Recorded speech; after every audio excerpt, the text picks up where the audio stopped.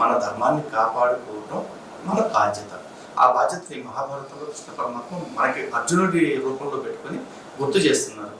నువ్వు ఈ ధర్మయుద్ధం ఎప్పుడైతే చేయటం నీ బాధ్యత అనుకుంటావో అప్పుడు మాత్రమే నువ్వు పుణ్యాన్ని పొందగలుగుతావు.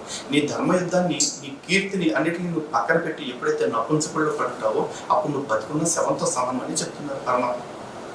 అలా శవాల్లాగా బతకొద్దు, మనుషుల్లాగా బ్రతకండి. మన ధర్మం కోసం బ్రతకండి. మన ధర్మం కోసం బ్రతుకుతున్నాము అంటే చాలా మందికి ఏంట్రా దేశం అంతా ప్రశాంతంగా ఉంటే నువ్వు కులాలు మతాలు అంటూ మాట్లాడుతున్నావు అంటారు. కానీ గుర్తుపెట్టుకోండి, ఈ దేశంలో సనాతన ధర్మాన్ని పాటించేవాడు మాత్రమే ఈ భూమిని కూడా తల్లిలాగా గౌరవిస్తాడు.